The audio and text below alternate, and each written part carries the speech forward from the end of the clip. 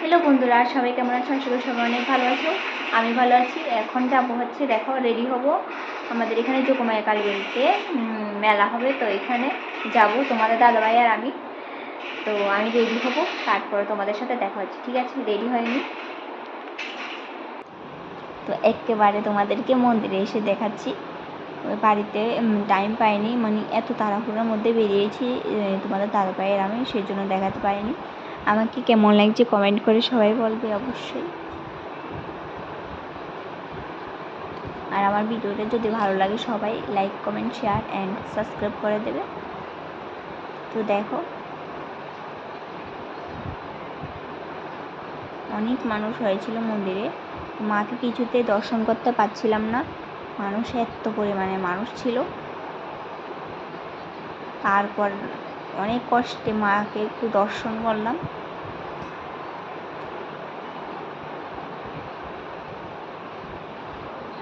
দেখো মানুষ অনেক লোকজন হয়েছিল। তো মন্দিরের ভিতরেই মানুষ এতগুলো, মন্দিরের বাহিরেও অনেক আছে।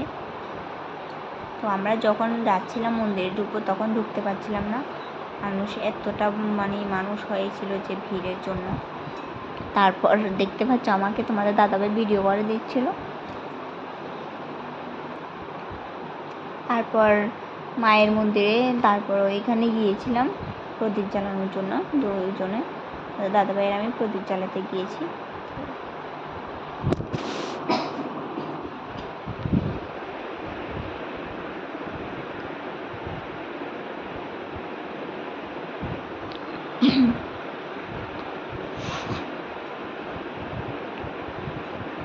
তারপর প্রদীপ জ্বালানো শেষ, তারপর আমার অবস্থা হাসতে হাসতে চলে আসছিলাম। তারপর মায়ের মন্দিরের পিছনে শিব মন্দির রয়েছে, ওইখানে গিয়েছি দুজনে, ওইখানেও প্রদীপ জ্বালাবো সেই জন্য। মায়ের মন্দিরটা পিছনেই, এই মন্দিরটা বাবার মন্দিরটা, শিব মন্দিরটা। বিয়ের পর আমি ফার্স্ট এসেছি ওইখানে, এইখানে আরেকবার এসেছি, ওই মেলাতে আসিনি, এখন তো মেলা, তো মেলাতে বিয়ের পরে এসেছি, আমাদের দাদাভাই নিয়ে এসেছে।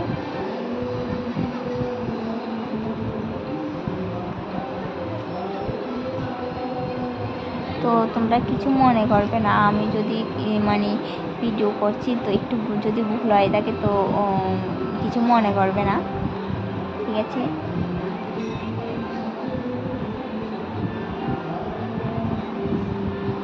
কারণ ওই রকমভাবে ভিডিও করিনি কোনো সময়, বা করতে পারিনি। তো তোমরা একটু ইয়ে করে নেবে আর কি, বুঝে নেবে।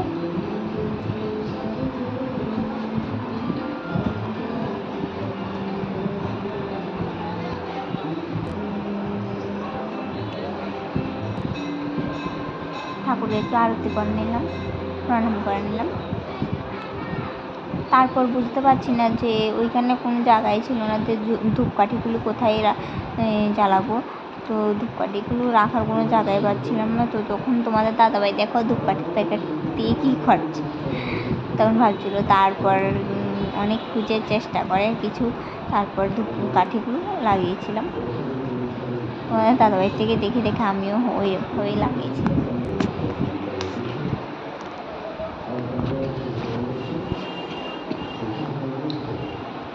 তারপর ঠাকুরকে একটু ভক্তি করে প্রণাম করে নিলাম।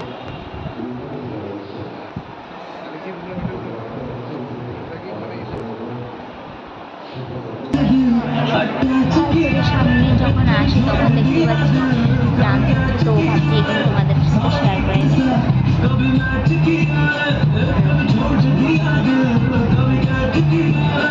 তো আমি ভিডিওটা করেছি, ভিডিওটা করেছিলাম, তো এখন আপলোড করছি, কারণ সময় আমি পাইনি সেই জন্য। তারপরে দেখতে পাচ্ছি এখানে পুতুল, কাপড়ের যে পুতুলগুলো চাই সেই পুতুলগুলো অনেক সুন্দর লাগছে দেখতে, তাই একটু দেখিয়ে দিলাম। তারপর তোমাদের দাদাভাইকে অনেক ডাকছি, তো তোমাদের দাদাভাই তো শুনতেই পাচ্ছে না, মোবাইল নিয়ে বিজি। তো তোমাদের দাদাভাইয়ের বন্ধুর সাথে মোবাইল নিয়ে অনেক বিজি। ভাবছি তোমাদেরকে আর দেখাবো না, আমি নিজেকে নিজে দেখাচ্ছি।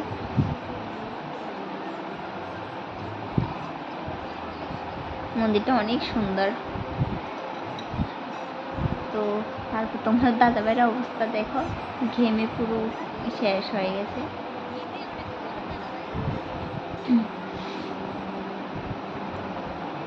তারপরে আমি শিব মন্দির আরেকবার দেখিয়ে দিচ্ছি, আর ভোলানাথকে একটু ভালো করে তোমাদের সাথে দেখাচ্ছি, কারণ ভোলানাথের অনেক বেশি ভক্ত বড় সেই জন্য। তো তোমার দাদাভাই দেখো। তারপর হঠাৎ করে দেখা হয়ে গেল ভাইয়ের সাথে, আর ভাইয়ের সাথে একটু কথা বললাম। বিয়ের পর ভাইয়ের সাথে প্রথম দেখা হয়েছে, আর দেখা হয়নি, ফার্স্টে দেখা হয়েছে মন্দিরে এসে। তারপর সবাই মিলে একটু খেয়ে কিছু খাওয়ার জন্য চলে এসেছি, কিছু খাওয়া দাওয়া করবো সেজন্য। তারপর তোমাদের দাদাভাই আমাকে অনেক ভালোবেসে খাইয়ে দিচ্ছিল, তখন আমার অনেক লজ্জা লাগছিল, কারণ লোকজন ওইখানে অনেক ছিল, সবাই দেখে রয়েছে সেই জন্য। তারপর যাওয়ার সময় মন্দিরটা যখন গিয়েছি তখন দেখছি মানুষ অনেক কমে গেছিলো, তো তখন ভালো করে মাকে দর্শন করতে পারছিলাম, তো দর্শন করে নিয়েছিলাম। তখন তোমাদের দাদাভাই একটু ভিডিও করে দিচ্ছিল।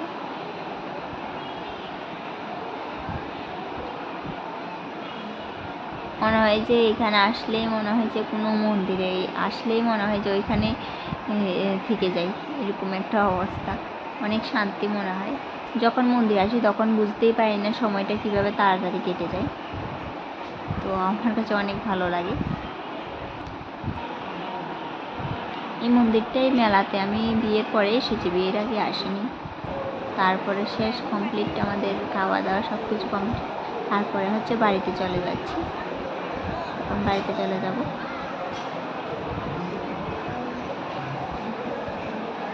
তো এখন মন্দির থেকে বেরিয়ে গেছি পুরোপুরি, রাস্তায় চলে এসেছি, রাস্তা মেন রোডে চলে এসেছি। তো তোমাদের দাদাভাই গিয়েছে বাইক পার করতে।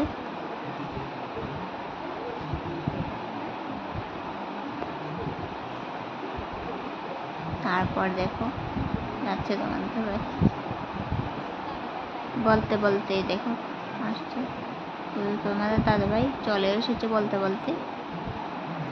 তো চলো, আর কি বলবো, তোমাদের সাথে বাড়িতে গিয়ে কথা হচ্ছে, চলো। এখন দেখতে পাচ্ছ বাড়িতে চলে এসেছি, আর তোমাদের দাদাভাইয়ের অবস্থা দেখো কি হয়েছে, মুখটা শুকনো হয়ে গেছে তোমার। তো এখন ড্রেস চেঞ্জ করবো, তারপরে শুয়ে পড়বো, অনেক রাত্র হয়ে গেছে, প্রায় 11টা বেজে গেছে। তো গুড নাইট সবাইকে, গুড নাইট বলে দাও।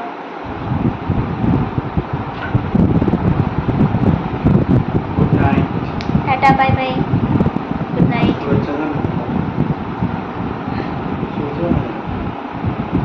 শুভ নববর্ষ সবাইকে, দ্বিতীয় শুভেচ্ছা। তো good night, tata, bye bye, সবাই ভালো থাকবে।